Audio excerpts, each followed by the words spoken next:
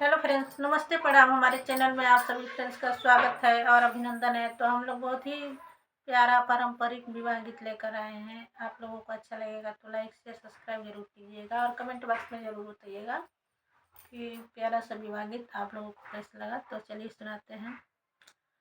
पटना के सिंदूरा महंगा भइले बाबा हो, सुनारी भइले अनमोल हो।